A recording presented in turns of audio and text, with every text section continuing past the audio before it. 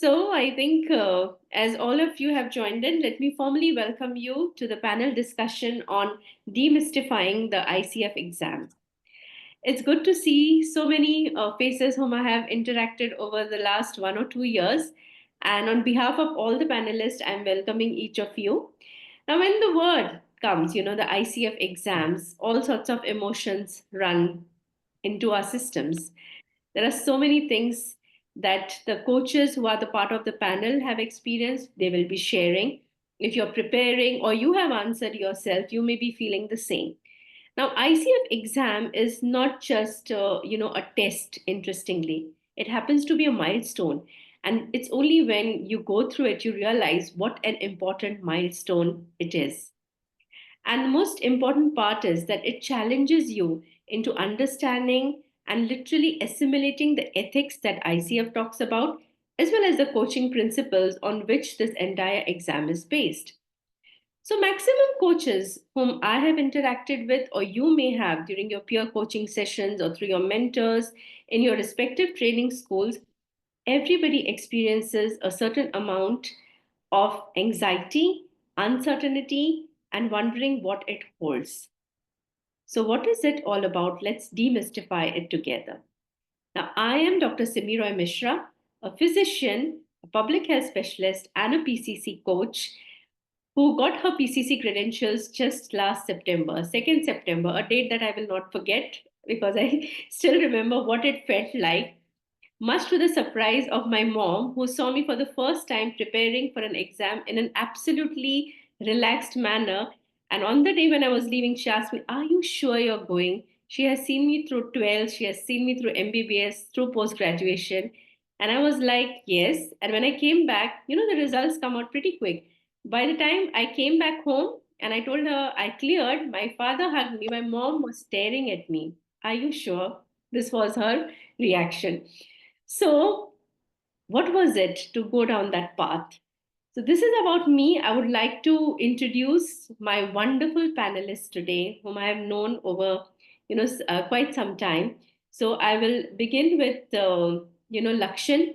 Please introduce yourself along with your credential and your purpose and path. Yes, good evening to most of you. Good morning to some of you. Good afternoon if it's afternoon for you. My name is Lakshan, as you can see on the Zoom name thing. Thank you, Simmy, for having me as part of this panel discussion. I am an ACC credentialed coach who is currently on my PCC path. I have about 300 odd plus hours. Hoping to put in my application in the next few months. Hopefully by end of the year, I'll be uh, where Simmy is as a PCC. Um, I primarily work with younger cohorts of people, millennials, Gen Z, and more so in terms of bridging gaps between generations. That's one of the primary lanes that I work in. And little thing I want to say is that I gave my ICF credentialing exam in February of 2023, which is like about 2 years basically earlier. And the format was slightly different back then, slightly different. So whatever input I'll be giving you will be from my experience back then, whatever, how I prepared, how I went about managing my time and all of that, right? What I did well and did not do well. It'll be coming from how things were 2 years back. It's not like there's a massive change that's happened in the last 2 years, but there are certain subtle differences. So what I may share may be a little bit different from what other people will share, but please take in mind that this is the space I'm speaking from. Yeah. Thanks, Lakshan, for this, introduction and letting us know about your journey and what it was. Yes, one thing that is important is this ICF, International Coaching Federation, is evolving every year. The exam pattern changes from the time I trained, from the time Lakshan gave, and even this year there have been changes. So we do keep that in mind. But this, as we have titled it, is all about demystification of the exam. So a lot of lessons to hold, and having said that, I would like to invite Sagar to tell us something about himself. Yeah. Hi, everyone. I'm Sagar Vishwas. I live in Hyderabad in India. And yeah, Uh, I have very recently applied for my PCC. I'm an ACC credential coach. And the good part is I did it in less than a year, so I don't have to give that exam again. Ah, okay. But something I want to share with you is I flunked the exam thrice before clearing it the fourth time. Uh, Twice was because of what was going on in my head, and once it was a technical glitch. So let's consider that I flunked it twice. And today, essentially, I'm going to talk to you about the mindset piece because I think that is where a huge shift happened for me as an individual, as a person, and as well as a coach.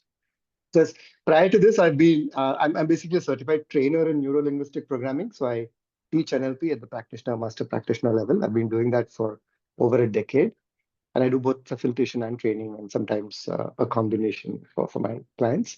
I work mostly with senior leadership on the B2B side, but I love working with young people, just like Lakshan. So there are a lot of people, and then of course I do a bit of pro bono work here and there.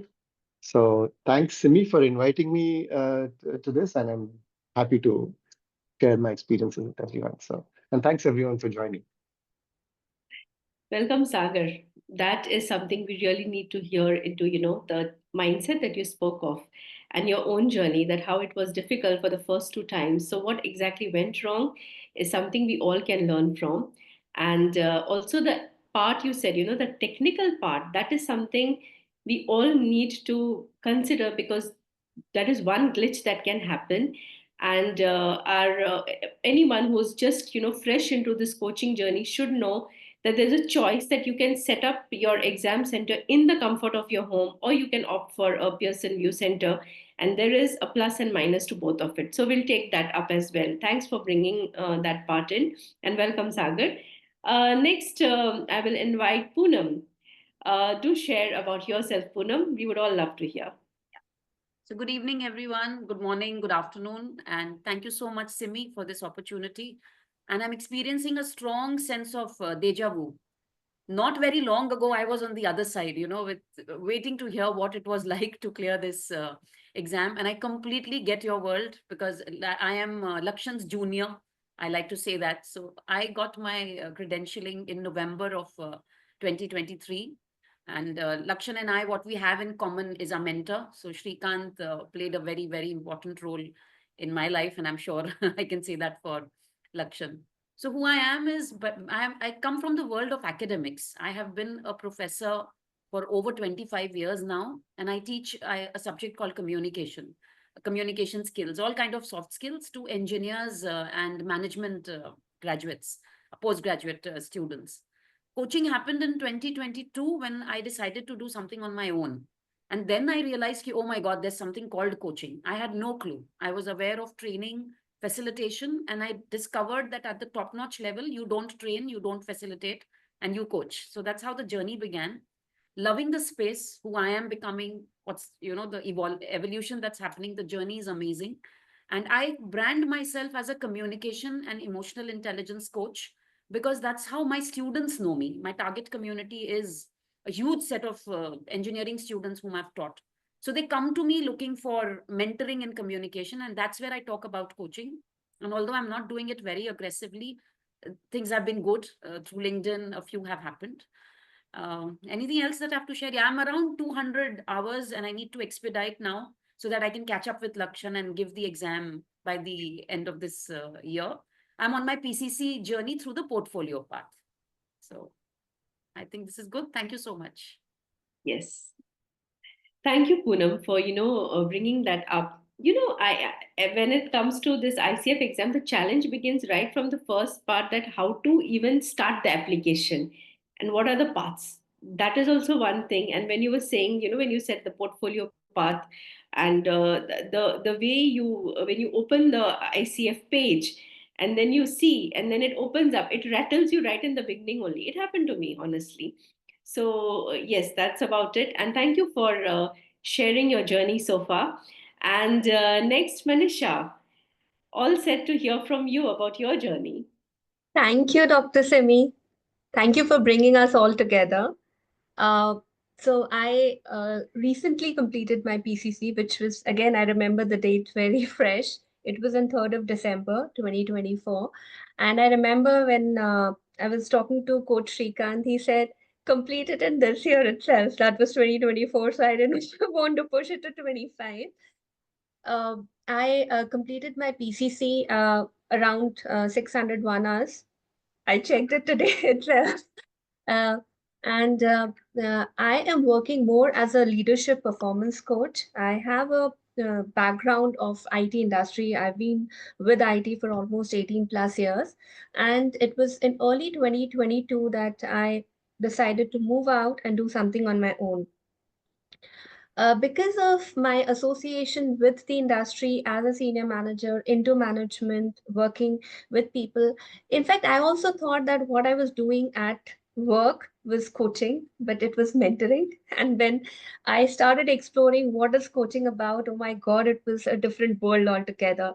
And especially listening to ICF and even going through the videos initially, no suggesting, no leading, it was like, oh my God, this is a different world. So I started my training in 2022 itself. It took me around 2 years to complete my credentialing exam.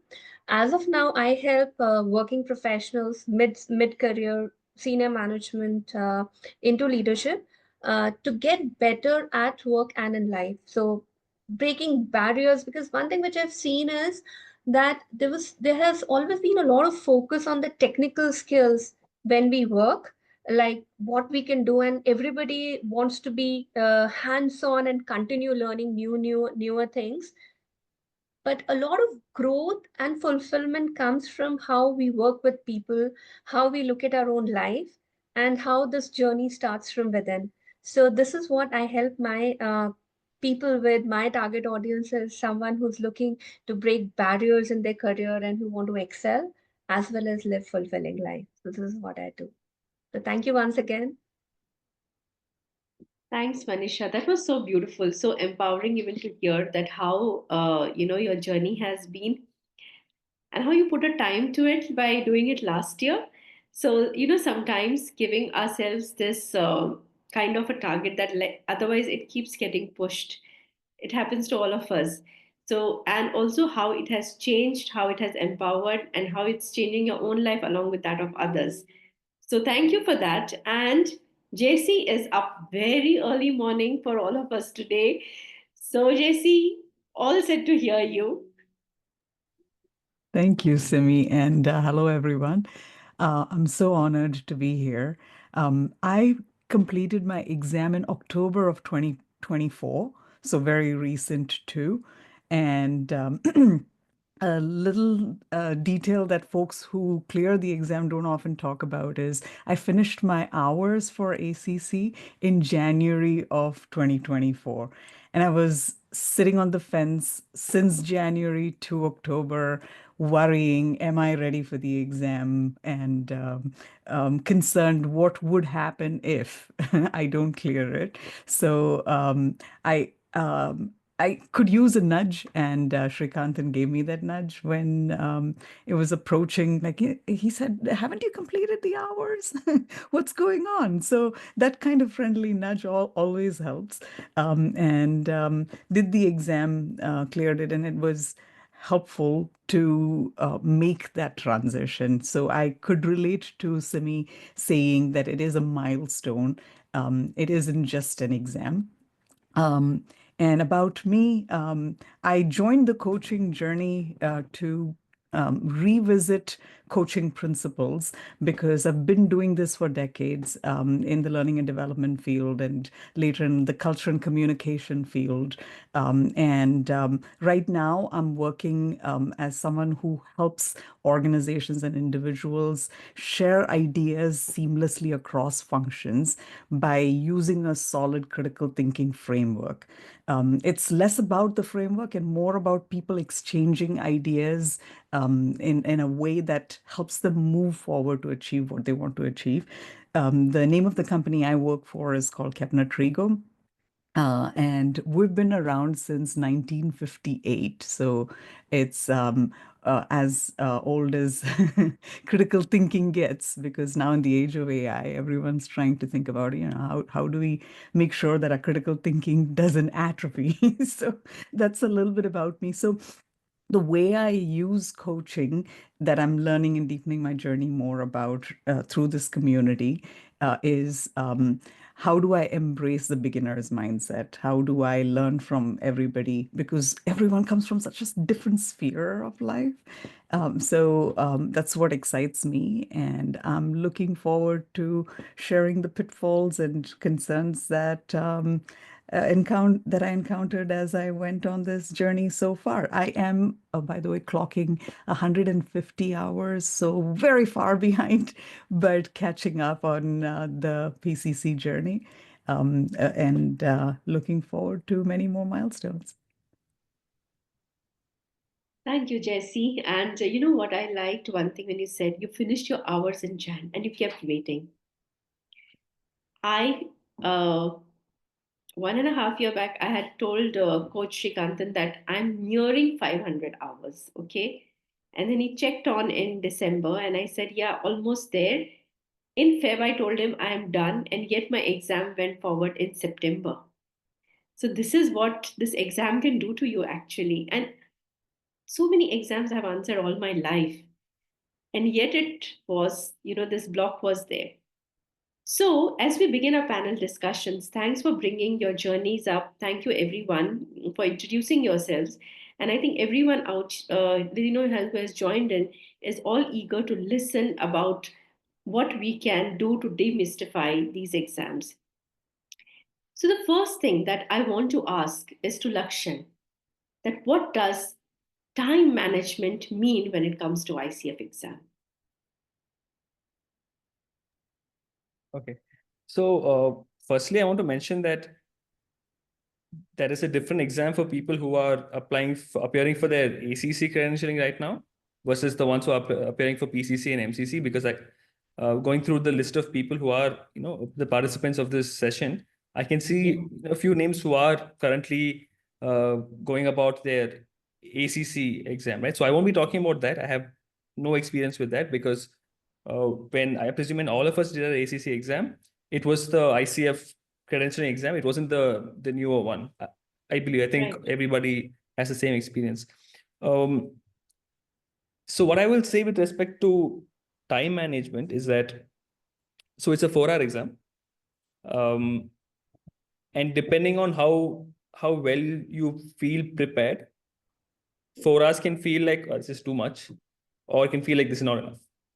So what Sagar mentioned about the mindset aspect of it, it's a very real thing, because depending on how present you are as a coach, time plays its own role.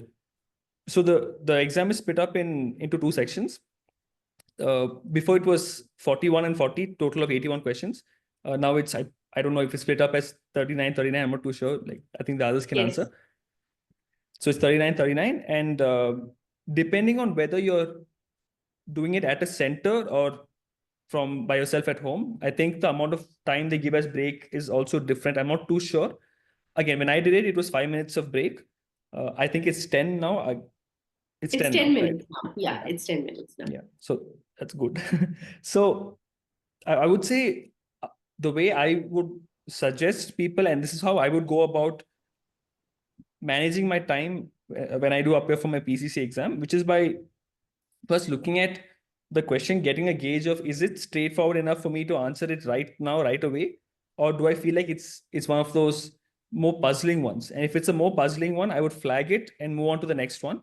Because I feel like you lose track of time if you sit on a question for a little too long. This has been my experience.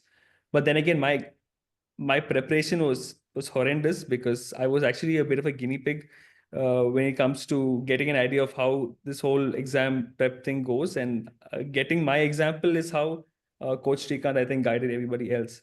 So what I will say is, go about flagging the ones that you feel like will take you quite a bit of time, because the way the exam is structured, you'll be given a scenario, 4 options. You have to pick what is the best thing to do and what is the worst thing to do. You will find that in some of the questions, it's fairly straightforward what is the best and what is the worst. In some, you'll find that the best is quite straightforward, the worst is not. In some, you'll find the other way around, where the worst is straightforward, the best is not. And some you'll feel like, oh, okay, this is tough. So I will say the ones where you feel like best and worst both are very, very, what's the word for it? Vague. I would say flag that and go for the ones that are a little more straightforward. You'll feel a lot more confident as well. So that's one thing I will say. And if you're someone who's giving the exam based in a non-native English speaking country, the exams for 4 hours. If it is a native English speaking country, it's for 3 hours.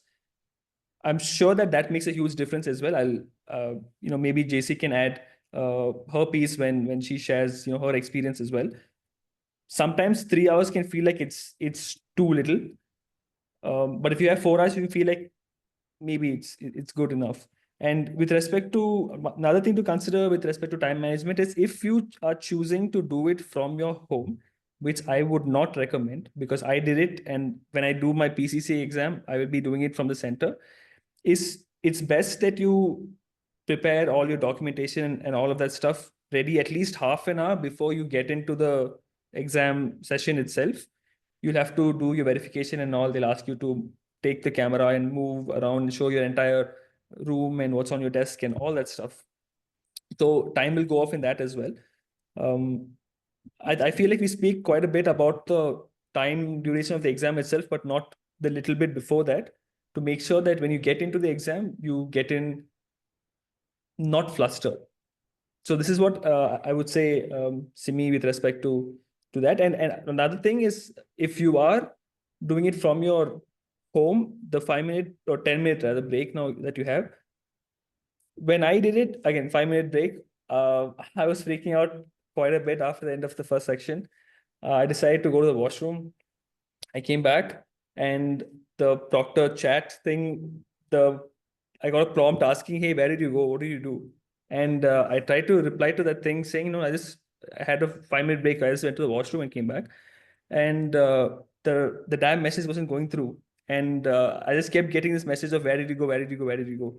So I thought, I guess I'm screwed now. Like, I don't know what's going to happen, but I thought I shelved that thought and continued on the second section of the exam. Once the exam was over, like, who was it who said? Was it Poonam who said it? Was it Manisha? Simmy? I don't know. That you get the results almost immediately within, like, say 10 minutes or so, right? I said it, yeah. Yeah, within 10 minutes or so, right? So Yeah. when I went to pick up my phone after getting the results, I saw like 2 missed calls from a San Francisco number. So that's when I knew, okay, they're probably calling to ask about what I did in the 5-minute period. So that was the whole thing.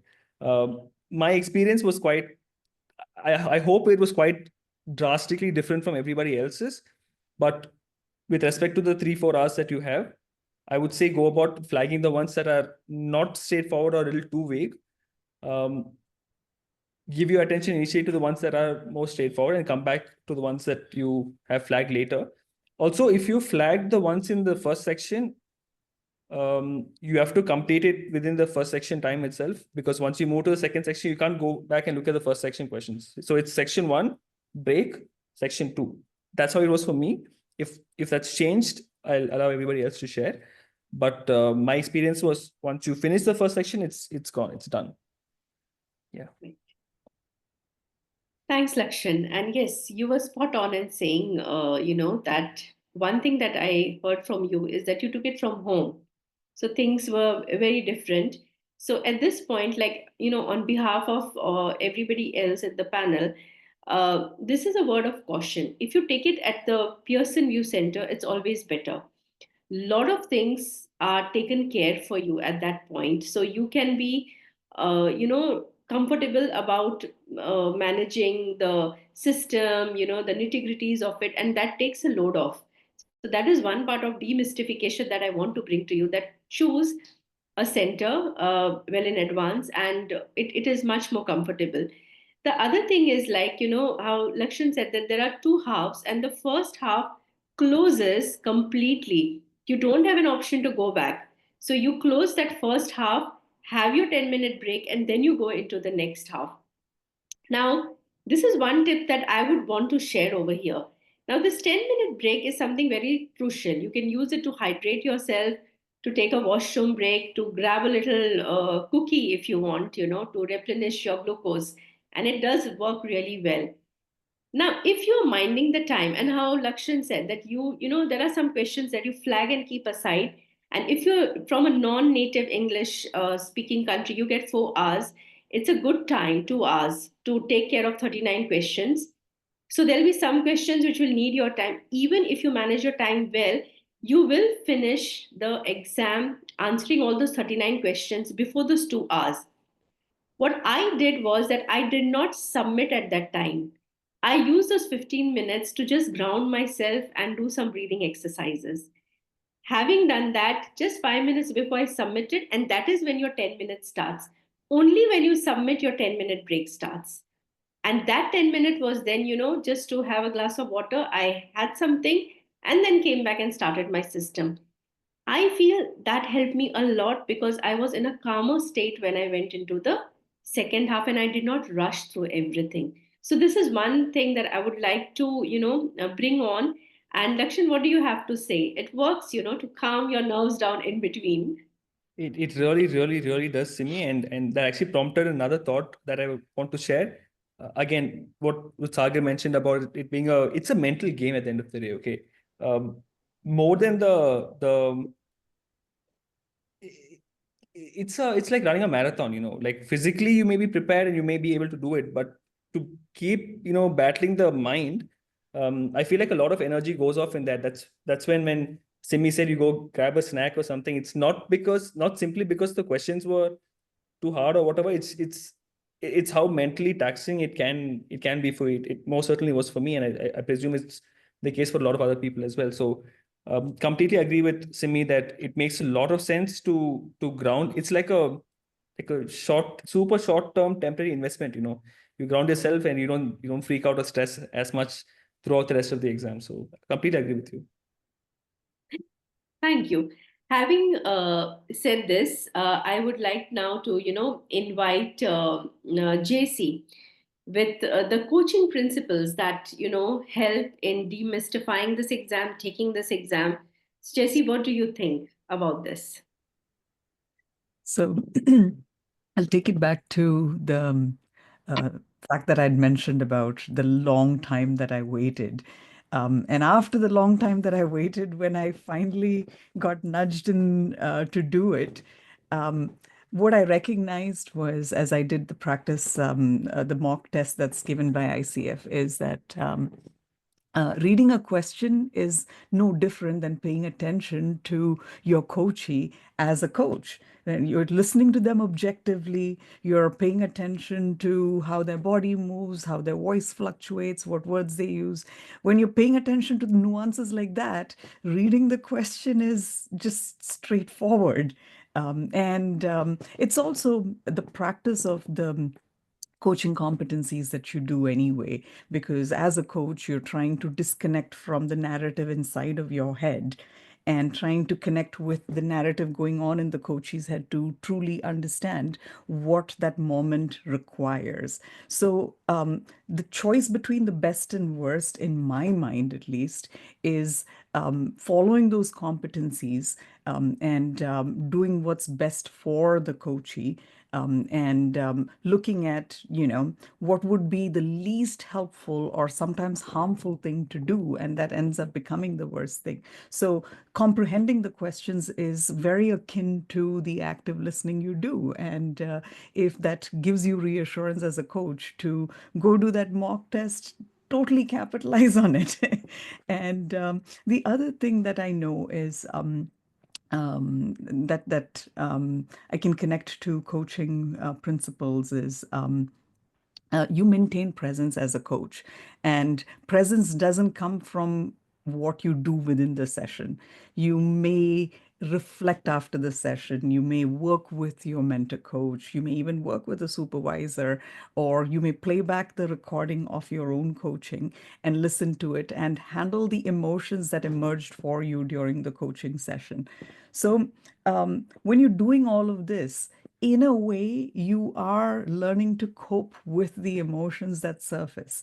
And sometimes that's such a big blessing, because you're reading the question and there's the stress of, am I sticking to the time, am I choosing the best option, all of that kind of starts to wane because you have practiced and you have done the work, and it actually comes in handy when you have to deal with those emotions that surface in the moment. And what I also connect it with is, this picture that I saw on a T-shirt for my husband years ago. It was this bright yellow T-shirt with a picture of a little girl and this beast that's about 4 times the size of the little girl, and the mother with a speech bubble coming out of the bubble saying, "Go ask your father." And so, to me, technically, what that T-shirt signified is, the mother didn't want the beast running around the house and creating a mess, and because of that, the girl is going to be deprived of getting to experience what it's like to have the beast. And to me, emotions is all about that. And maintaining the coaching mindset, maintaining presence that we talk about in the competencies is so much around knowing what that beast for you is, so that the coachee isn't deprived of it. And all of that kind of shows up when you're actually doing the credentialing exam, because you've already tamed the beast. And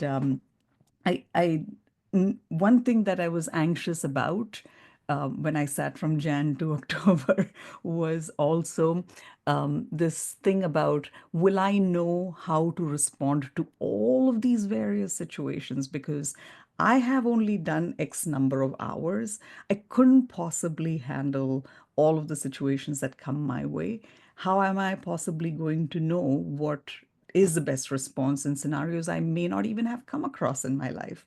And that is where your mentor coaching comes in. So when you're choosing a mentor and you're working with a mentor, you want them to not just give you coaching on that precise moment, but also prepare you from their coaching hours. If they've done like 500 hours, or they've done 1,000 hours, or they've done a lot more, to share with you what it means, when you're doing a particular thing in a certain context, because that prepares you for the many hours that come in. Some people go a step further to seek out coaching and coaching supervision, sorry. And when you do that, you're slowly soaking in all of the scenarios from the consciousness of all of the people you interact with, which is why being a part of this community is just so enlightening, because people come up with questions that they come across in coaching. And when they do, you're like, oh, this also happens. And you hear the responses from the generous folks who are offering what they know. And so by engaging in all of these platforms and with all of these people and hearing about all of their experiences is going to prepare you for the numerous scenarios that you will read about in the credentialing exam. So to me, coaching principles and all of the practice and all of the engagement you do before you even start the exam prep is anyway setting you up for success. If you're doing the work, the hard work in the process, and not going through it to sort of like get to the end point, is what I can say. Thank you, Jaicy. You brought up some such powerful, important points. There is this thing that this exam is one end, but the journey matters a lot. How you clock in the hours matter a lot. Having your mentor along the way matters a lot. Your coaching community, like the way you said, There are so many scenarios probably are totally unheard of. My coaching paper had around 6 to 8 questions on alcoholism. Right. So I was very peculiar thinking that I'm a doctor. And you know what, whatever is there, there is so much like that was confusing in the scenarios. But what if someone who's coming from a background, say academics or, say corporate, who doesn't know like what does it mean that the question is saying that the client has come drunk and is not in a state of mind. And as a coach, what would you do? That was one of the questions. Now, everything can be learned if you have a community, if you have a mentor who would share with you the different scenarios, because from their experiences you learn a lot. That is very important before you go to take the exam. The other thing is that every question is like stepping into one room with your client waiting. So you're going into 78 different rooms. So you go into a room, see a scenario, come out, one coaching call. That's how that question plays, and it keeps playing on your mind. And then what Lakshan said, you have come out of few rooms and then you're still wondering, was I in my principles? Was I upholding my ethics? And Jesse, I love the fact you said, that the coaching principles, in every question, your ethics and your competencies are the framework within which you think. You're present. You're actually actively listening. It may be a few lines, but there is beyond those lines that you have to read what ICF is expecting of you. You have to be having awareness of yourself. You have to be thinking of what could be the next best question that would follow up. And it's only when you imbibe those principles through your coaching hours and through your mentor and community that you can finally crack the answer to that one question. So this is this is something everyone who's going up to give the exam should keep in mind. And with this, I want to invite Sagar for the mindset challenges that he has faced and from which all of us can learn. Yes, Sagar. The whole experience was a roller coaster, right, to say the least. Uh, if I have to define it in one single word, I would say it was humbling. And I'll just tell you why. Okay. So I came into this whole ICF-based coaching thing after many, many years of practicing neuro-linguistic programming, where at times certain interventions would borderline coaching and therapy sometimes. So you call it out saying, hey, I'm now going to do this technique. And whereas none of that is really useful in the ICF scenario, right? And now, as a little bit of prep, there are a bunch of videos on YouTube that one gets to see, but they're all talking about or explaining those 8 scenarios that ICF had published with the options. And when you watch somebody solving those, it just looks simple, right? Saying, oh yeah, I got this, right? And the moment this was my very first attempt, and I said, okay, I worked out a little bit of time management and this and that. And I said, first thing I realized was attention spans indeed have shrunk, right? To be able to sit in one single place for 4 hours itself is a challenge. So yeah, so that's what I started out doing. And then I said, oh, I got this. And then I would go tuck, tuck, tuck, tuck, tuck. And like all of you have experienced, this is of course the old format, the same that Lakshan attempted, right? And it was, the result was a fail. And I got some number, maybe like 2 marks short of the passing percentage. So whatever. I don't even remember the exact numbers, but I thought it was 460 or something, and I fell 2 marks short, something like that. I don't know. So this was a wake-up call, right? It was like my ego got kicked in its butt. So it was like, man, did I really not pass this? I've been doing this for over a decade. How can I not pass something like this, right? So I was now expecting an analysis from ICF saying, hey, this is what you got right. I mean, that's the paradigm of exam that we all know. Like we can give something for re-evaluation. You get to read your test papers and see where you've gone wrong. And I said, how unfair is this? I actually shot out an email to ICF saying, no, I'm okay if you fail me if I've not done well, but I need to know where exactly I didn't do well. And then, of course, I got a standard what, cookie cutter answer saying blah, blah, blah, blah, blah. And then I was really at a crossroads saying, hey, am I just going to like drop this whole thing or am I going to do this? So I was like, I mean, I can write scenarios like this and give 4 vague options. These are all the two voices in my head going around, right? Like I was really upset, right? And I said, yeah, I can write these as well. And let me see if the ICF folks can then clear it. Because now I just have to tell them if they're passed or not, and I don't have to give them reasons why I failed them, right? Like your mind can go as crazy as that, right? So I went through all of that phase. And next time I'm going to be even better prepared. Okay. So second time around, I was overcautious. Now I'm like reading every question more than required. I'm over analyzing certain things. And this time, the second time around, I did worse. So I fell short by 2 the first time, and I think I fell short by, I think, 5 or 6 this time. Said, wow, this can't be happening, right? Third time was a technical glitch, so I let it pass. The fourth time, I really started preparing. I said I timed everything, and then I think what JC just said makes a lot of sense. And I did go through this thought saying, how am I? I mean, there are times when coaching sessions go up for up to an hour. I find that I'm fully present with my clients. Uh, my my recordings were just a breeze, and they went through. All of that has happened, and then what's going on? So I realized that I am auditory, and I can very, very actively listen to a person, either when I'm on Zoom or even when I'm in the presence of a person. It's a lot easy for me to have complete presence, right? But now, if I have to read text, that's not my strongest suit. Okay, that was my realization after for the first 2 attempts.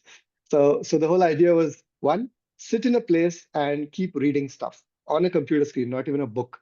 Keep reading stuff on a computer screen, right? So that's something I did, and then there was this thing that I want to kind of clear it on my birthday. I said, what a brilliant way to celebrate a birthday. This was April last year. I said, I'm going to do this for my birthday. There's no negotiation on this. I'm definitely doing this. And the slot I got was 10:30 a.m. to 10:30 p.m. to 2:30 a.m. All right. So I said, doesn't matter. I'm going to crack it before my birthday, right? So that's the slot I got. I had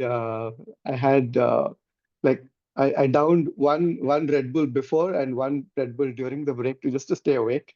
But then I had really rehearsed my time management, uh, presence, the breathing, all of that. I mean, I said everything that I teach my when I'm facilitating or when I'm working with people or I'm mentoring people. I'm just going to go to the perceptual position. Like I'm going to mentor my own self. And I had like a checklist and all of that. If I 2:30, I woke my wife, my son up saying, "Hey, hooray!" And it was almost like an Archimedes moment with my clothes on. So yeah, that was the experience, right?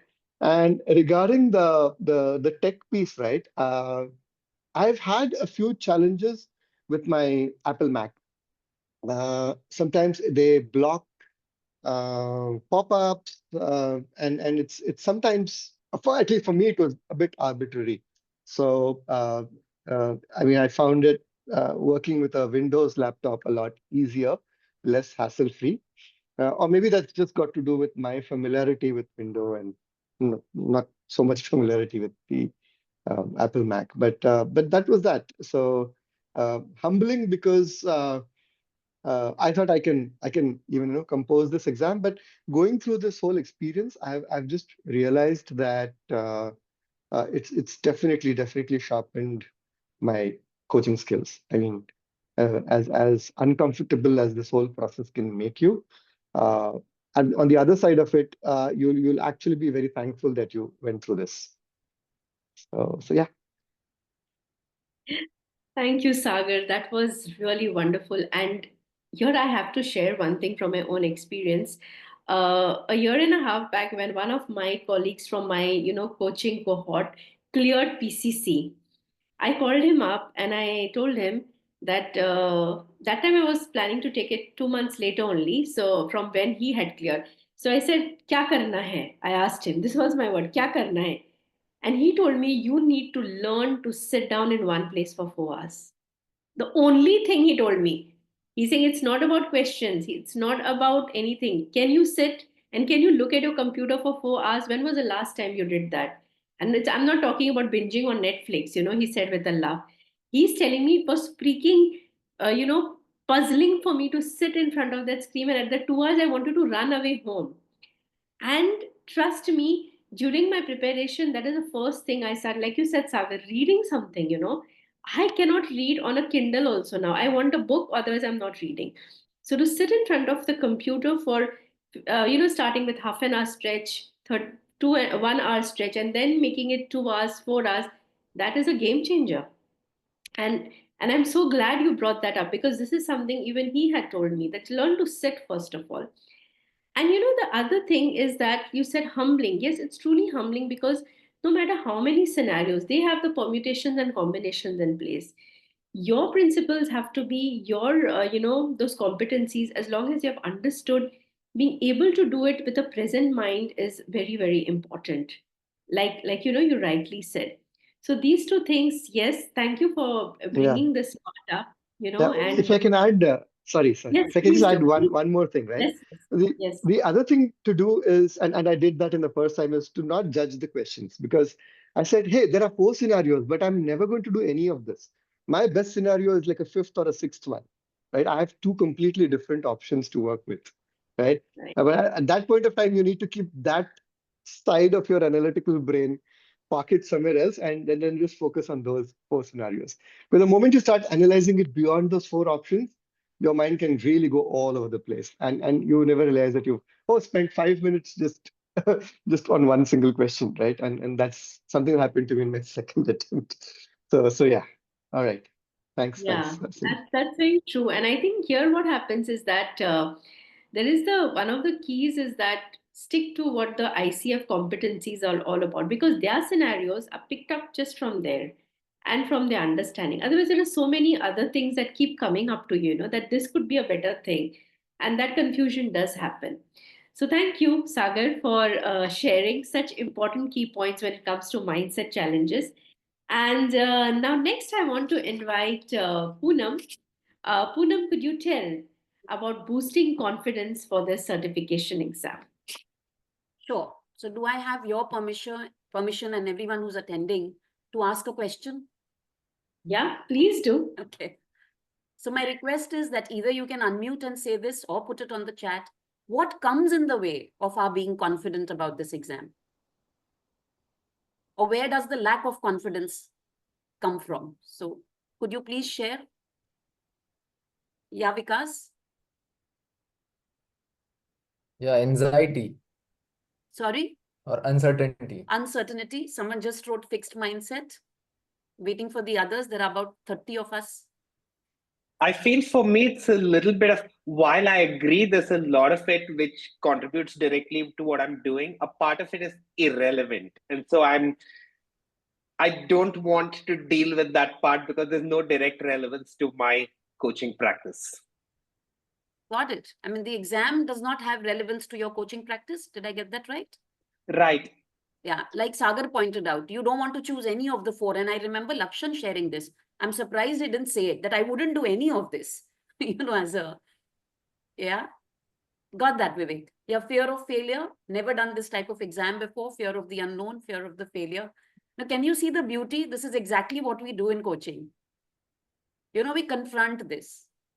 And another word that I like is, Simmy gave me, it is how to be confident. I will talk about the doing things, but trust me, it's going to come from within. We have to be confident. And one of the ways that I saw of being confident, so again, if I could ask you, what does confidence mean to you? What is confidence?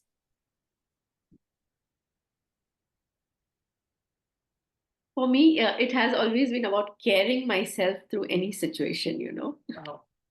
Yeah, and beautiful answers there. Trusting your ability, what Simmy just got us started, feeling ready internally, being sure of my choice. You know, beautiful to know.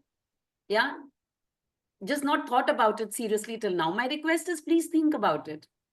You know, because that, yeah, I'm not confident. And Jaicy shared that it took her what, 7 months, Jaicy, after completing your hours, 7 months to muster that confidence to go and take the exam. You know, so my request is let's examine. To me, one of the most profound definition of confidence is not the absence of fear. Yeah, I know that I can do it, though I don't know anything. Amazing. And that's exactly what coaching is. So I remember Srikant telling us this again and again, that don't focus on the doing bit of it. Focus on, you be a coach in this exam. Do exactly what you would do with a client or a coachee.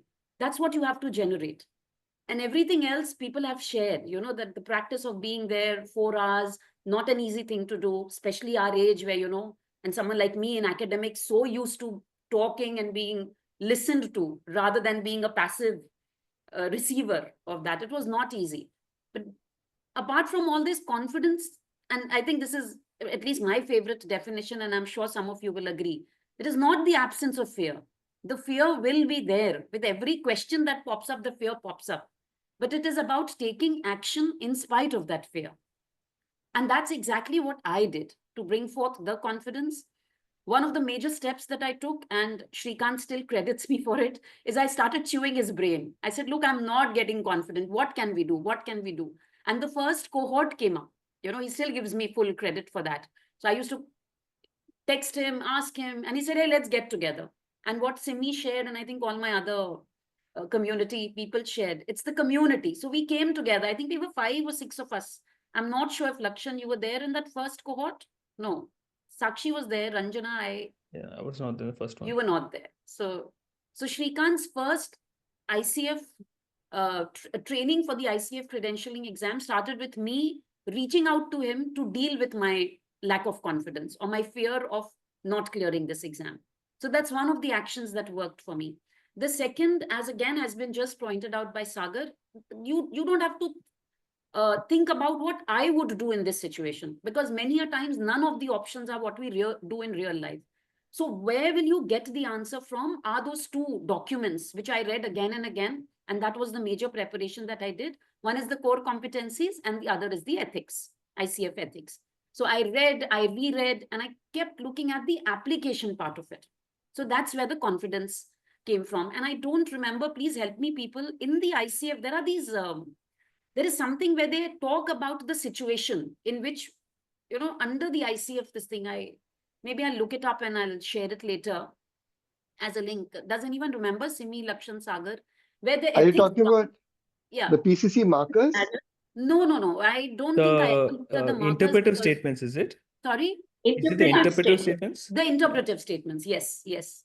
So these are the documents that I kept reading again and again to build up the confidence that when I'm taking the exam, these things will show up. So the framework would be, or the benchmark of getting the right option would not be what I would do, but rather what ICF is expecting of me. So these were the 2 actions. Anything else that I did, I need a note so that I don't.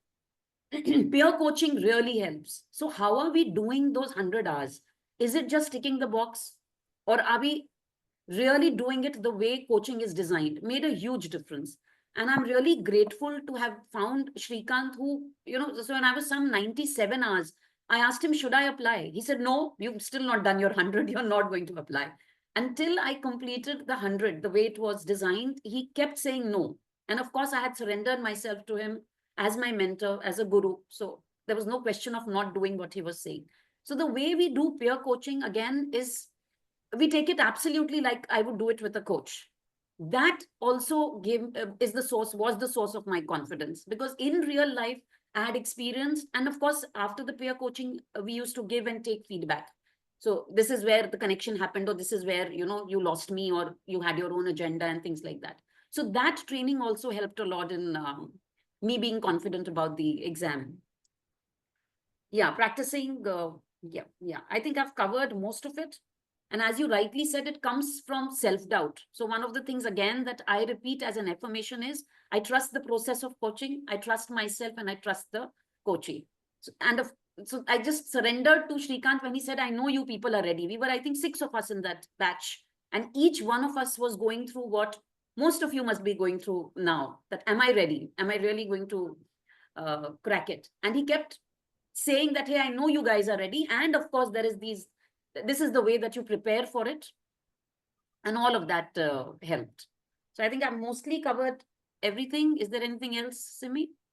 And one last thing, which is absolutely for me, I didn't want to pay the money again. So anyway, my beliefs around money are, so I was like, no way am I going to pay the money again. So I have to crack it at the first go.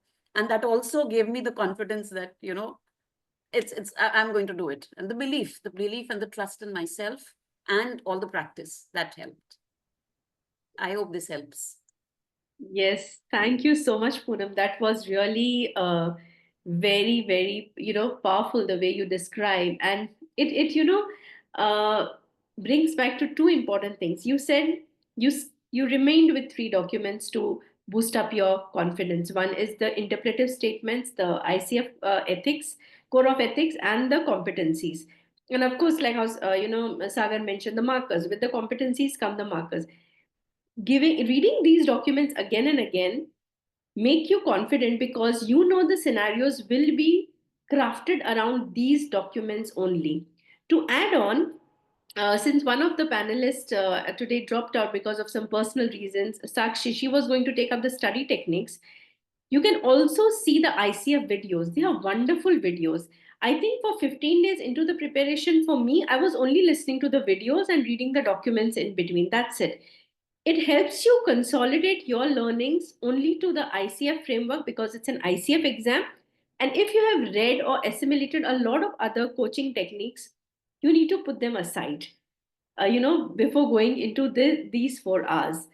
The other thing is like how you said, that you have to feel that completely and be that confident person. I just want to share one thing. Before I started preparing, I just thought about it and all the fears I could feel within myself. That will I be able to do it? Everything works out. My exam center was also cancelled. 2 weeks before the stipulated date, I had to pick a new center. So with all this happening, the confidence that I was displaying in myself 24/7 is that it is an unknown, but I know it. And secondly, once I finish the exam, how I'm going to call up and tell everyone that I am a PCC. And I kept playing that, and that used to make me feel so confident and joyful when I would be preparing for it. So, yes, to be ready is very, very important and feel that within yourself. So, Simmy, I just Now, remembered one more thing last, because, yeah, yes, just one more thing because it worked for me. So Lakshan pointed out, and I think Sagar also said that once you are, when you're not very sure of the answer, you flag it and you go back. I did that a yeah, couple of times and I realized that when I keep reading it, my confidence used to get shaken up because it was like, okay, none of these work or things like that. Then what gave me the confidence is going through my gut feeling. In real life, what would I do? And thinking about the coachee, that in real life, what is the least damaging to the coachee? So always keeping the coachee in the center of all my thought process also gave me the confidence of, I guess, getting the right answer and therefore clearing the exam. yes, that's very well said. Go with the gut because by the time you read again and again, and if you clock the hours rightly, as you said, whether it is through peer coaching or through your clients, you know it in your gut that this is really the least and this is the best. Now, having said this, I want to invite Manisha to share about overcoming the common challenges in credentialing exam. Manisha, Sure. over to you. Okay, so we have talked about quite a few things, lot of challenges. Let me take them one by one. So the first one is I'm not ready and not ready yet. right? So this feeling or being in that zone of like, am I really ready enough or I'm already there yet? So these are the questions that bogged me down as well. What I did was I asked myself this question. First of all, am I going to write the exam or not? A yes or no. And I knew that I will have to write the exam. So if I have to write the exam, what is the best way forward? So this is a kind of conversation I had with me. And what I did was I realized that the entire preparation may feel like a never ending thing. Because I'll tell you, the moment I decided that I have to go for the exam, I in fact, I started preparing for the exam before I even completed my 500 hours. So, what was going in my mind is by the time I'll complete 500 hours, I'll be ready with the preparation as well. And then I will I will go ahead with that. And then I will write my exam soon I'm done, after I'm done with that. But what happened was, as soon as I completed my 500 hours, I got the membership. In fact, I've had a conversation with Coach Srikanthan that you take the membership and then you apply for the application. So I took the membership, but between the membership and actually applying, I took 1 month. I was not like really ready in my mind. And I think one of the things that we really have to sit and think is that how to make it possible, because this it will feel as if that the perfect day will be somewhere in the future and you will fall in that trap. So just do your best. What I did was I had put up a date in my calendar and I knew that I had enough time, a realistic date based on how it'll work for you. You mark a date in your calendar and you plan backwards. So I had around 4 weeks time, and for every week, every day, what progress I have to make, I had put that in my calendar, and that was one thing which I'd stick to. And as you all were talking about how the process looked to be, this is actually so important for me to feel to keep coming back that because I completed my ICF, there's so many things that I can do because I have made my mind. I'm committed to something. So I know that I can do anything if I commit myself to. So one thing very, very important is do not get into the trap of getting to that perfect thing. Right. Now, the second thing is that it may also feel very lonely because when I started, I realized that I want to write the exam. I know probably somewhere where to start with, but I was like, do I have to do all this by myself? And I just, started preparation in my own way. But then I joined the cohort. So Shrikanthan's preparation, it sort of, it was like a rocket launcher. So the moment I became as part of the cohort, and I also remember that, when I was going through those video recordings as part of the cohort, the day one of myself of that video recording, when I was listening to myself, and on the week four, which was we were part of a 4 week cohort, and then the end, the kind of questions that we were asking and the kind of thought process we were exhibiting was remarkably different, right? So being part of the group, working with people really helps.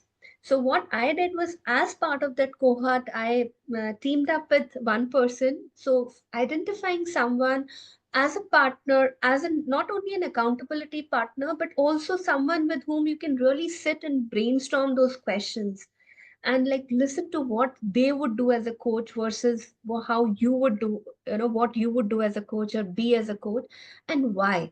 So brainstorming on those scenarios, listening to other people's perspective, I think that sort of stays. It really helps when you get into the exam room and you get into the different scenarios. So that really helped me.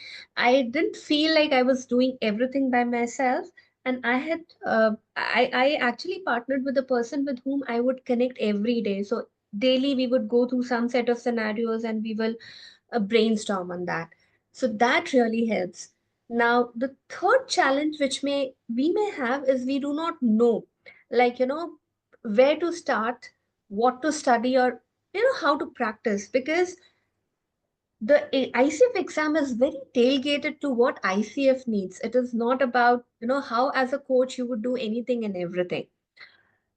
There are just three things that you have to stick to. What is the ICF's definition of coaching? And it is very well articulated on the website. So you go through the website, look at what ICF expects you as you're preparing for this exam, right? What is the definition of coaching? ICF core competencies and ICF code of ethics. So just stick to it. You don't have to go anywhere else, and you just go through that, go through the videos, go through the ICF resources.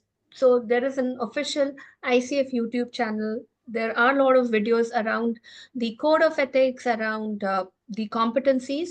Go through them again and again till you sort of start to internalize it.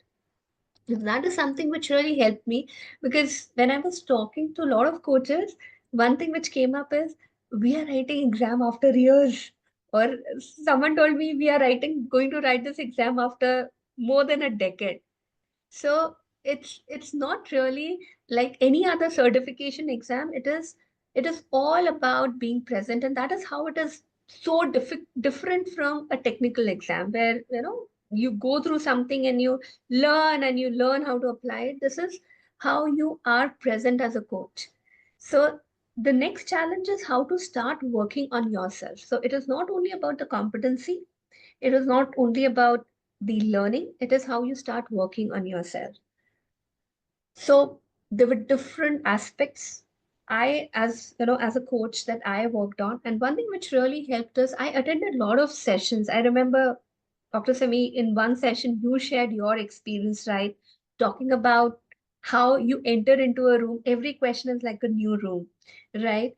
And that really helps, because when I was doing my preparation, when I was going through the mock-up questions, I was like, I'm talking to a new coachee right now. It is like, refreshing the screen, like the Zoom screen, and I'm a new coach client is sitting in front of me, and I'm talking to a fresh person. I'm present with this person, and I'm like, trying to understand that what is the best possible way or the worst thing that I can do.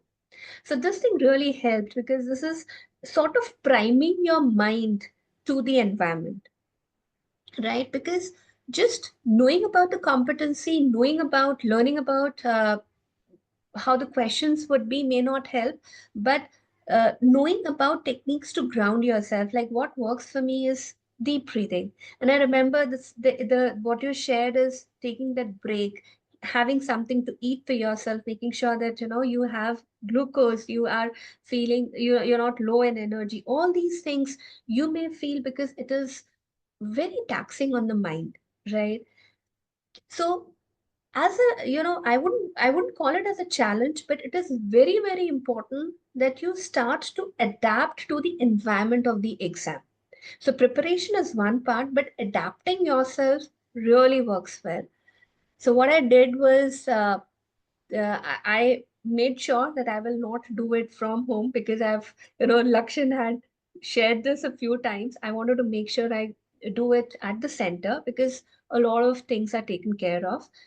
So finding the center, which center, uh, what would be the travel time, all those things, I wanted to make sure that I'm acquainted with the place in advance. So all the information is again given on the ICF website, that where the Pearson View centers are, which you can actually search for it. You can go there in person.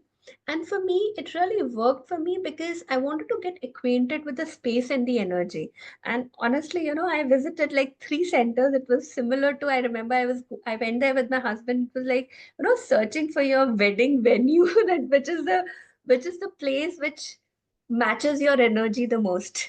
And where I for me, it was a big thing that I wanted to make sure that everything is perfect for me, right? So that is why I went to different centers. There was one center close to my place, which was finalized, and I booked the exam, and booked the date. So coming back to it is that do invest some time and some energy in these small things, which may make a very big impact eventually, right? Because how the space looks like, whether it is too crampy, or how far is the washroom, or how is the AC, and all these things that may matter to you during the exam, right? So please make sure that you spend some time doing that.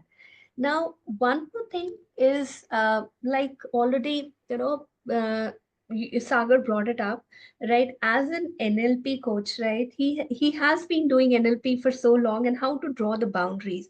So one of the challenge is that for the experienced coaches having 100, 500 hours already, experienced, or done coaching with for those many hours, we develop our own style of coaching. We may subconsciously, unknowingly bring up certain things which may not fall in the purview of ICF, and we may carry that to the examination as well. So I remember that, a lot of times I heard switch yourself off and completely focus on what ICF needs. So one of the challenges is that we do not want to bring our style to the exam. We don't want to write the exam, or choose the answers that how I would do, but how, as an ICF coach, how I would do it. So this is very important that you keep wearing that hat of an ICF coach, and for that you have to make sure that you are preparing according to it, and that's why going through the documents, going through the videos again and again is very, very important.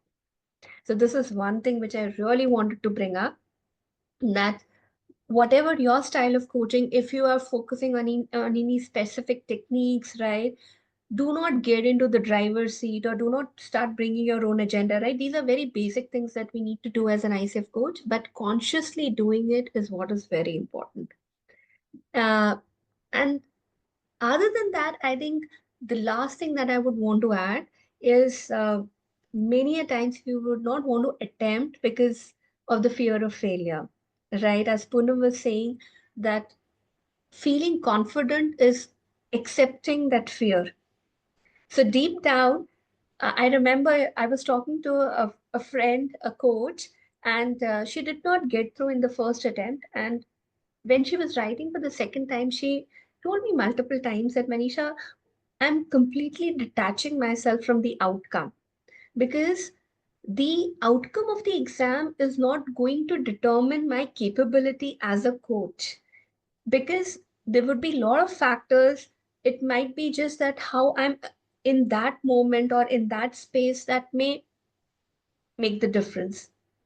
So what I did was, I was like, I went with the mindset that I will do everything that I can, because I wanted to do it in 2024. My mentor had told me, finish it off. So that was on my mind. So during the exam, when, uh, I would come across a question which I was not very sure of, I was like, what could have I done differently? I did everything that I could have done. And I just grounded myself and brought myself back, that, as a coach, now how I would do. So not getting bogged down by the variety of the scenarios, because even if you would have gone through like 100, 500 mock questions, none of the questions would look familiar.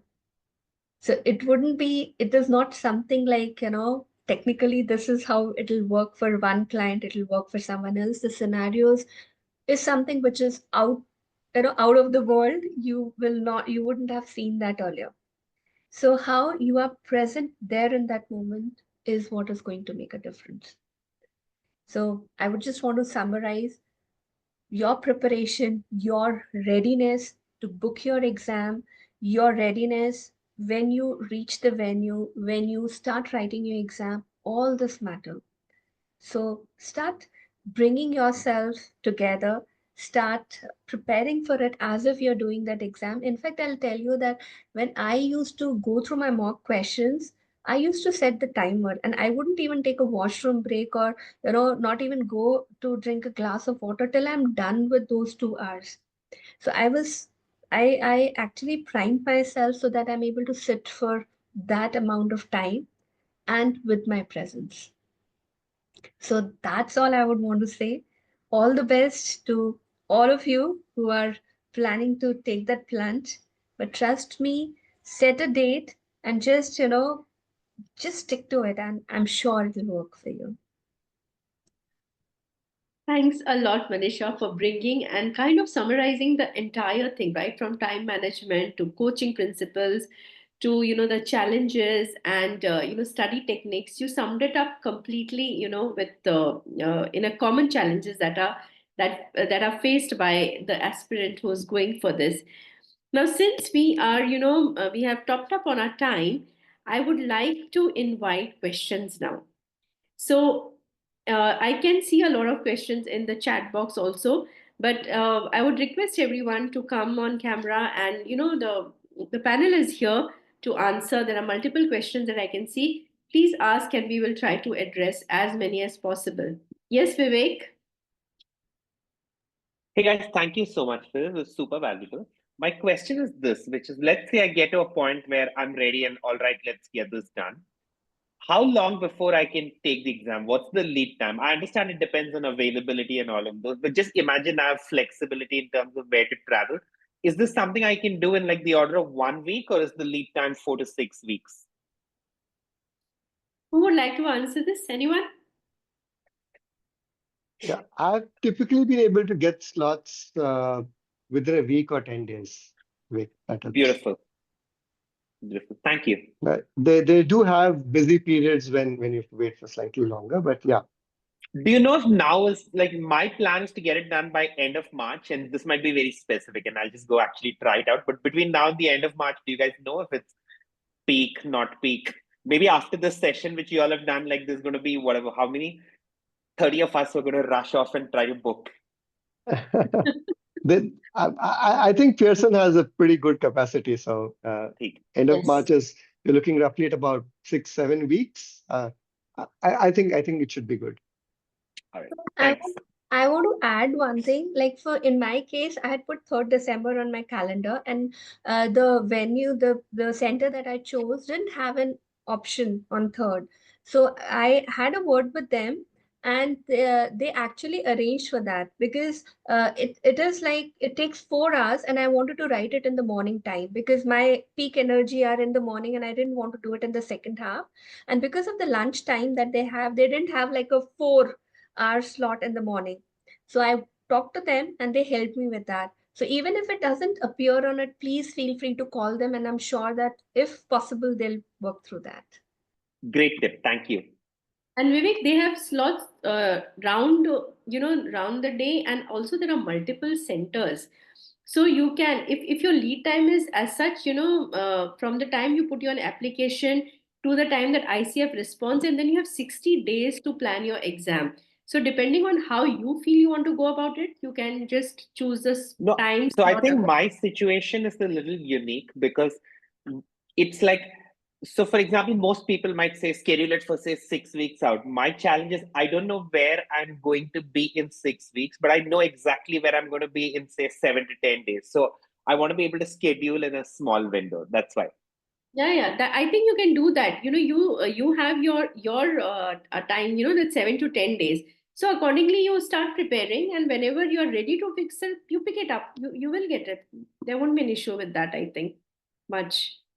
Yeah. I can Also, see. Yes, for me Sagar. to add to this, Vivek, this is exactly why I chose the online at home option. Because I was also very uncertain about my travel schedules. Yeah. So that's the reason I chose the online thing. Okay. I can see Jayesh has raised his hand.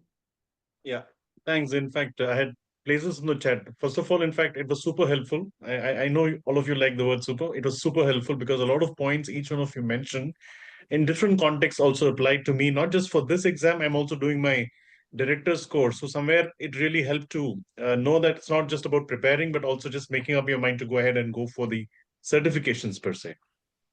In fact, one of the points that I had before I took up my previous course was, is there any time period for this certification?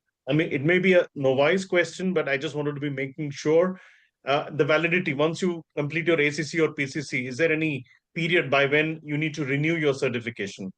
Yeah, that was my question. Anyone wants to answer? Jaicy? I could take that. It stays valid for 3 years, and within those 3 years, you need to touch up on the continuous education units so that you can continue to expand the practice. And it kind of makes sense, right? Because in 3 years, the best practices in coaching or the events in the world kind of change. So you're just trying to keep up by learning the newest and best. And that's for both ACC and PCC.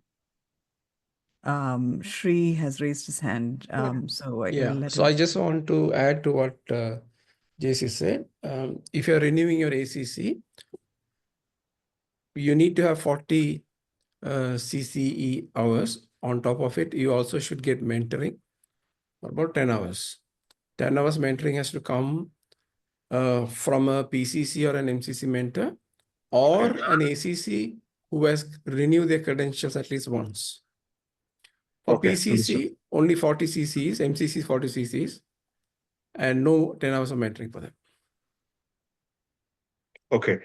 And also an additional question to it, considering this additional requirement, how does it work for a working professional, for example, somebody who's already having a full-time job and then he also needs or she needs to do that in addition? Just an insight would also be helpful. I know it's individual, but it's based on individuals, but still, yeah.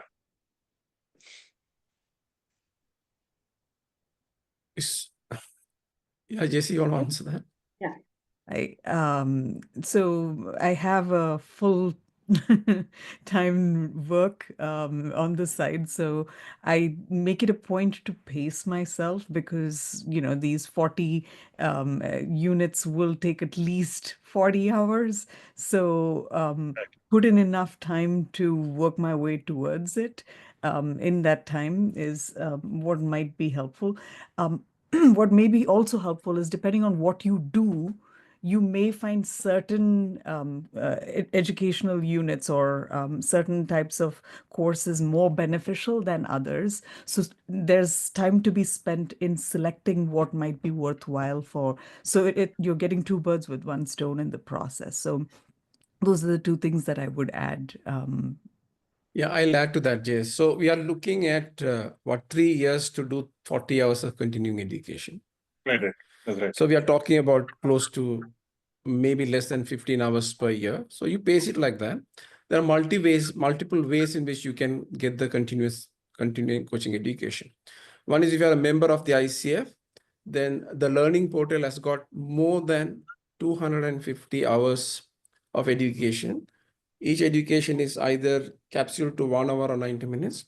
You can choose and then you can go through the recorded course and there's an assessment. You do the assessment and then they will give you a transcript. You can use that. And the chapters conduct events. You can enroll for the chapter events. They will give you CCUs. Apart from that, if you also do self-study and if you're able to record it and document it with your reflections and provide evidence to ICF, ICF will accept that as continuing coaching education. Understood. Because yeah, absolutely.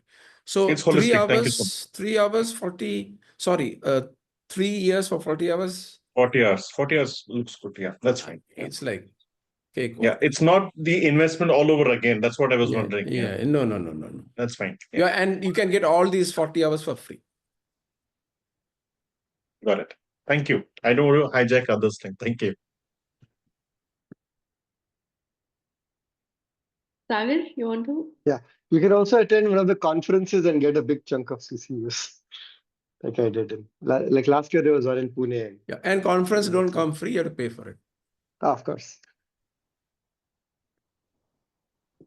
So anyone else has any questions like to ask?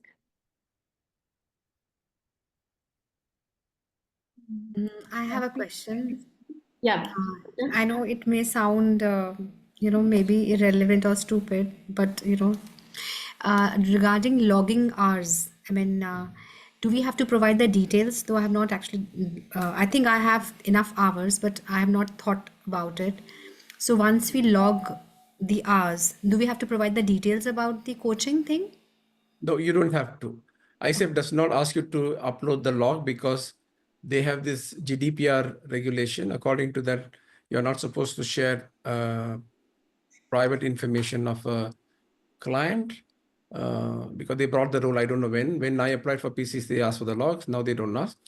But if they decide, they ask you to do a declaration.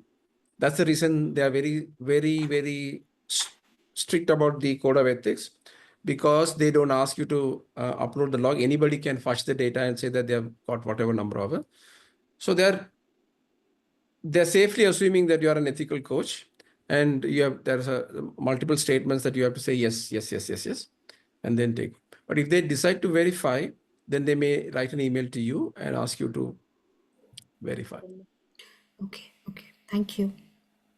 I just want to add one thing because I had this challenge that when I started coaching and I started logging, as I did not take permission from people uh, to have their name added in the log. So I would say that please make sure that if the names that you're adding, right, the people you're coaching and the names that you're adding, if there is an audit that happens from the ICF and you have to share that, you should have permission from your clients as well, right? So just make sure that that is taken care of. Thank you. Thank you.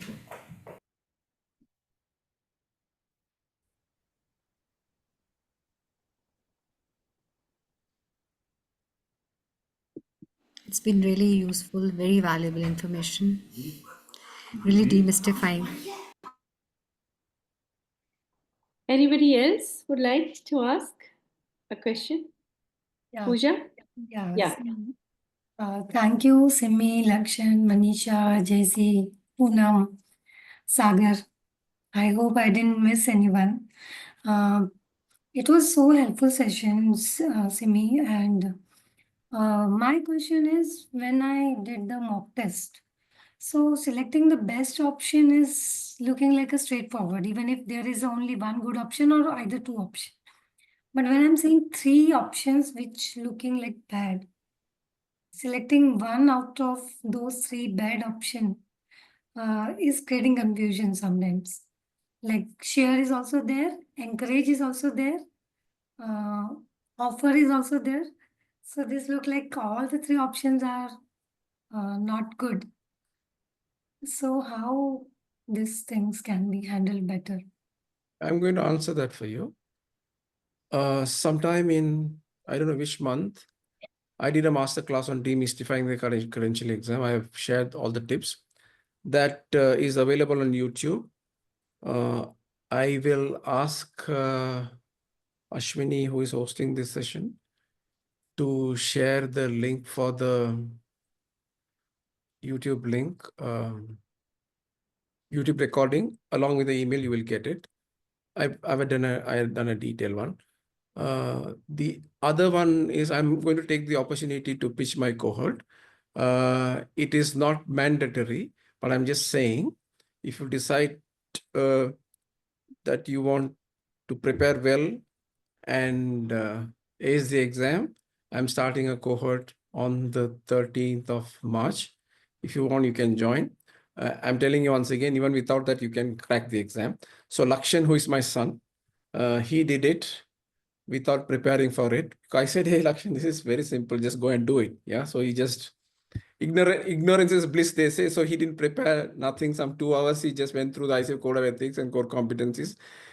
And he came out and said, wow, what a difficult exam. I like, what? Difficult exam? I said, it was a walk in the park. He said, no, it was a difficult exam.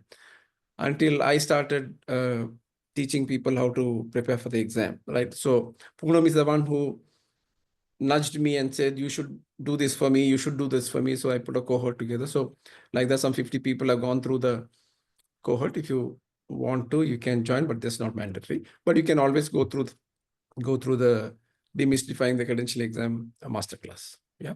And Ashwini will share that. Mhm.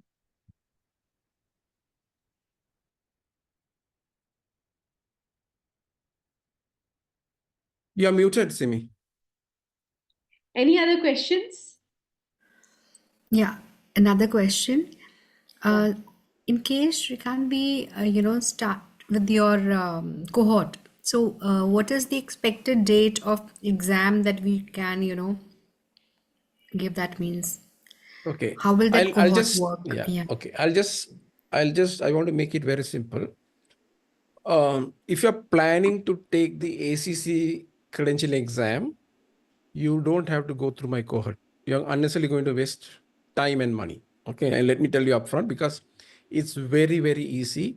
It's knowledge-based exam. Okay. All that you need to do is go through the ICF Code of Ethics, core competencies, understand the ICF definition of coaching, and you're done. It's a 1.5 hour exam in the US and English speaking countries. India, it is for 2.5 hours, 60 questions, if I remember right. And there are two of my mentees who cleared the exam in 1 hour. One of them cleared in 1 hour, another person cleared in 45 minutes. It is that easy, okay? Because it's a knowledge-based exam. If you're planning to apply for PCC credential, that is where I feel the exam is very important for you. Okay. So let's say that once you apply for your PCC credential and get the approval from ICF, they'll give a link. They give you 2 months, right? 2 months. So around that, you can choose when you want to join my cohort. I run my cohort once in 2 months. So once it's going to happen in March, and then it'll continue to happen with that. Thank you. Okay, because you asked this question, I'm just going to very quickly, 30 seconds, I'm going to show it to you. Ashwini will email the stuff to you. Yeah, this is the details.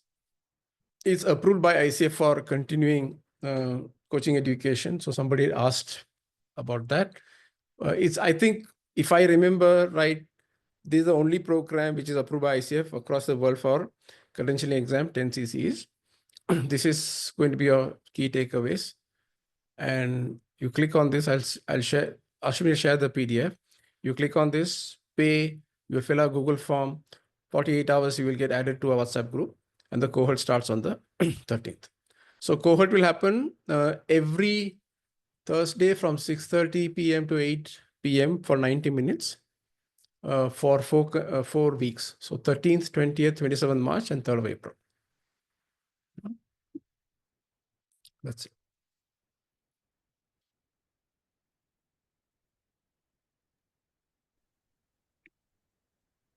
Thanks, coach. And for everyone, we are a mixed bag. Some people who are part of the cohort, some who are not a part of the cohort. So there is a mixed batch of panelists over here. And is there any other question that you would like to ask? Anything pending from the chat? If we might have missed, then please share with us.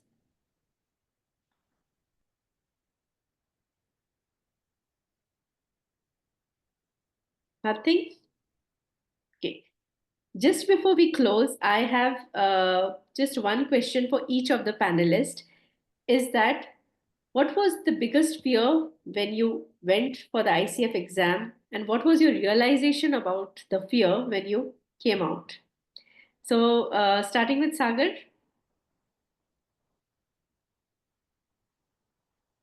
The biggest fear was the anxiety was about the attention span, being able to sit in one place and look at a computer screen. All That was right. it. And the learning was digital detox. So I got off a few social media and then started working on increasing the attention span for a period of time. So that was the takeaway. Thank you for that. Poonam?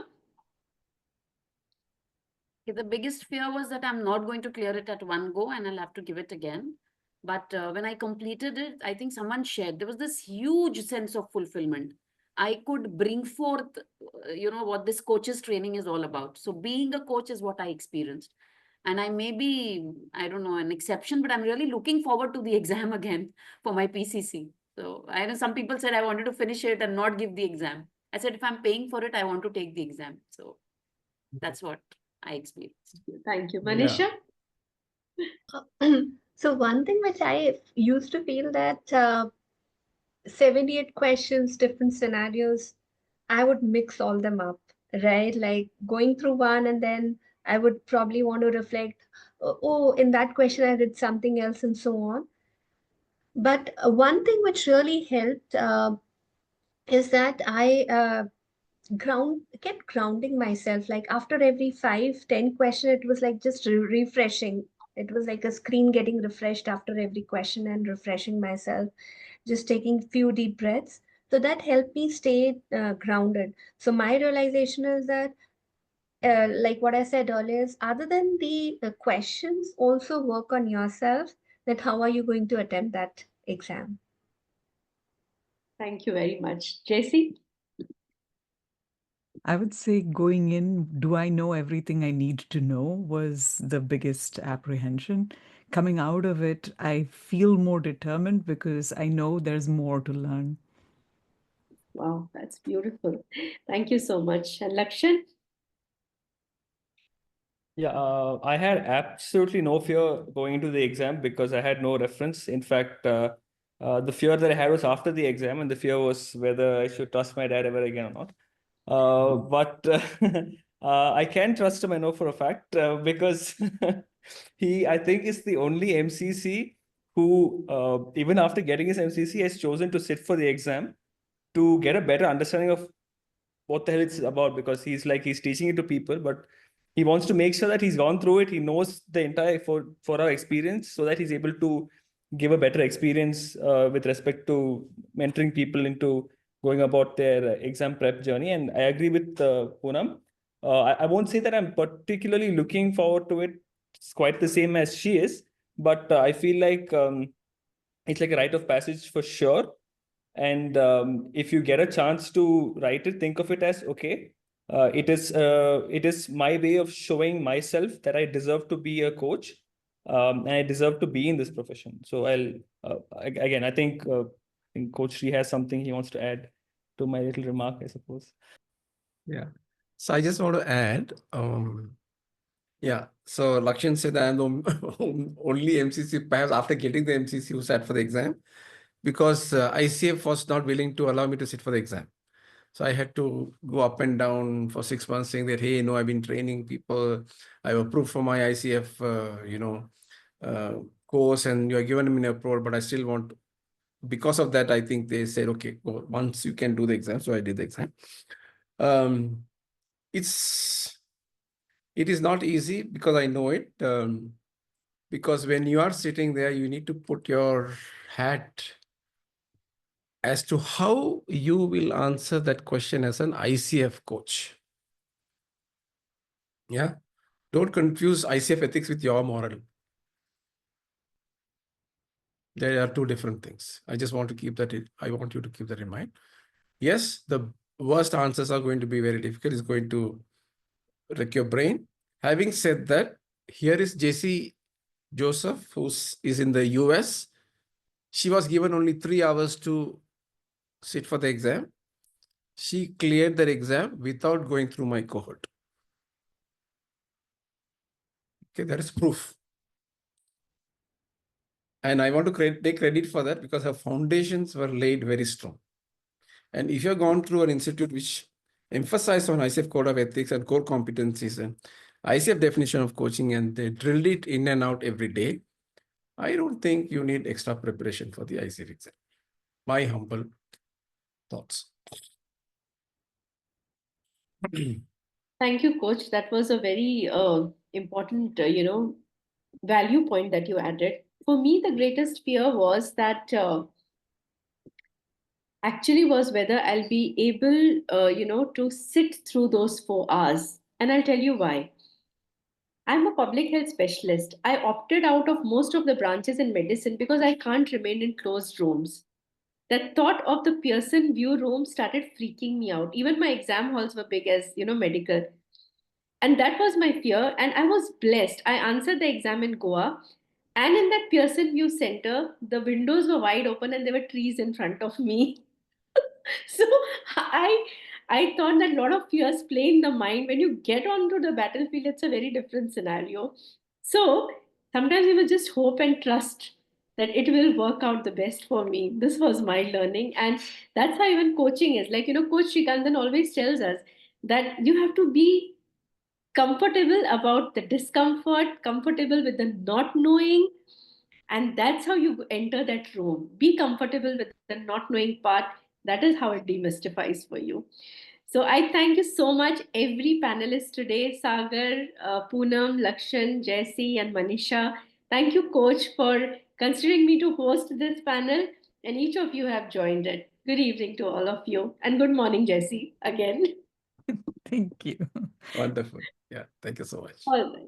Thank you, everyone. Appreciate.